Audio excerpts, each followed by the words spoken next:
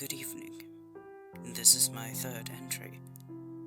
I am not sure how to start these out besides my name and the purpose of these recordings, but I am sure by now you know. I'll spare you the redundancy. It has been a month since Lawrence and I had last spoken. I have not been seeing him anywhere as I roam the city. I do have the feeling that this is my fault. I did threaten him after all. What did he expect? That I was going to be so happy that a man who is stalking me as a dog wants to be my friend and take down an unknown threat? What did I expect? Some crazed man obsessed with my kind and pursues to kill them? I suppose times are different, but that fear still lingers. Another strange occurrence took place over this absence of the werewolf. Leo had begun being a little more protective of me. I guess my interaction with the stranger and his lack of awareness of our undead sort provoked this. Earlier this evening, about 2 hours ago, I visited, and as a token of my appreciation for his outlook, I may have gotten him a gift. Another beanie. But it has the face and ears of a cat, along with 2 red horns attached as well. I bought it because it reminded me of him. He told me he has a black oriental short-haired cat named Kiefer after a movie actor, since the cat has unusually long canines. I have seen many pictures of the cat, and he is quite adorable. His eyes are a vibrant orange, reminding me of jack-o'-lanterns. Plus, the horns on the beanie are a sort of homage to Leo's bar. Anyway, I visited and gave him the beanie. You should have seen the way his face lit up. Elias, you didn't have to repay me. This is too cute, he exclaimed happily. He put it on over the original. How's it look? It looks nice, but why not take the other one off first? I had asked, looking at the bits of grey fabric poking from beneath.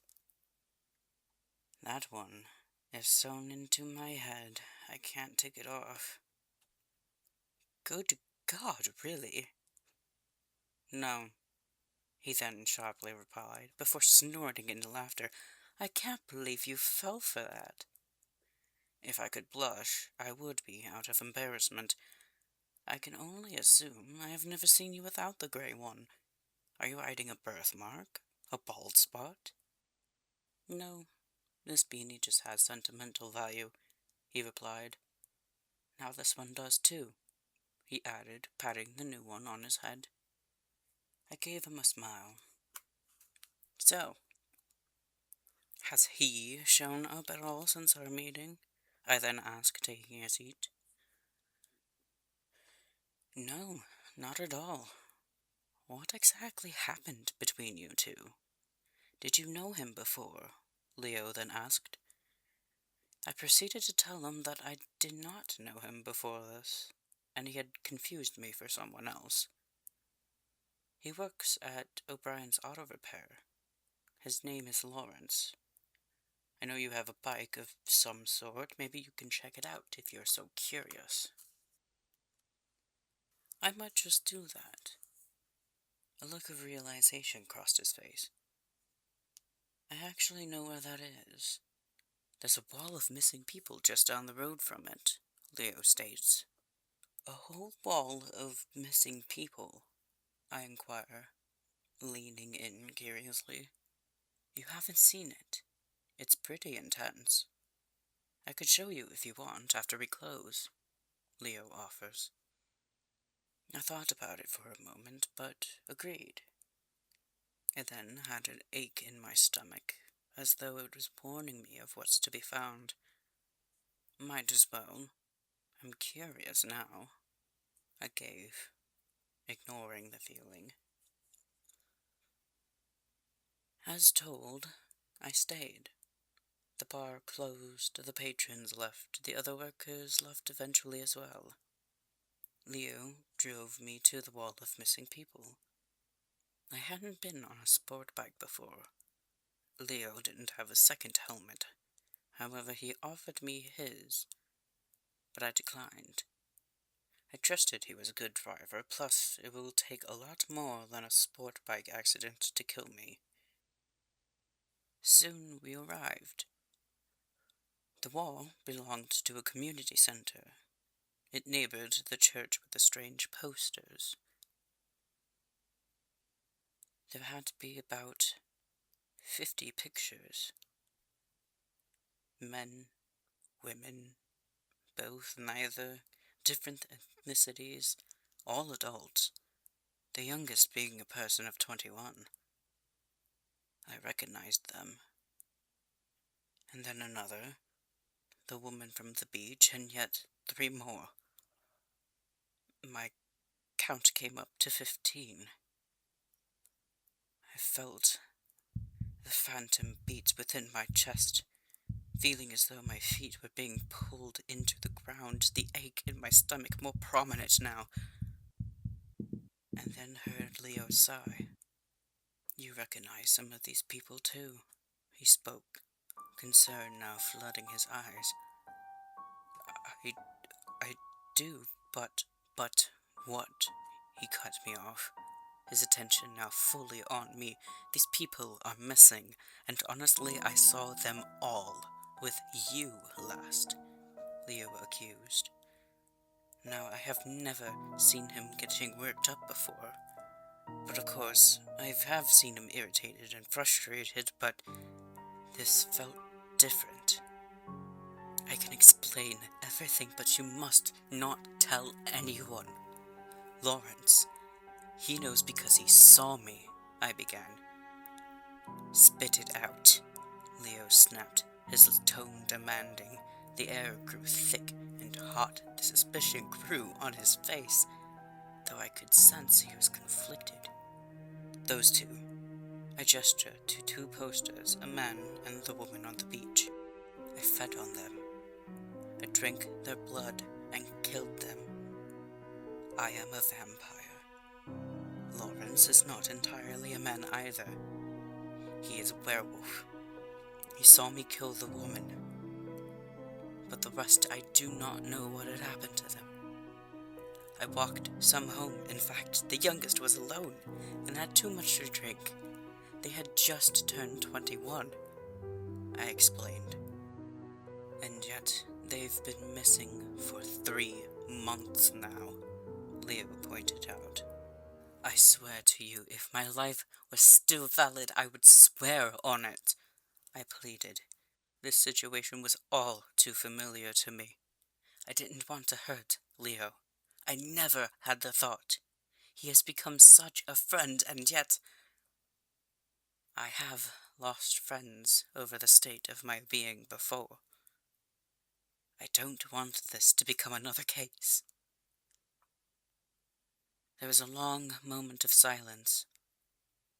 He looked at the posters before he started to laugh. A sort of laugh that one may give if your life had finally made sense after it had lied to you for so long.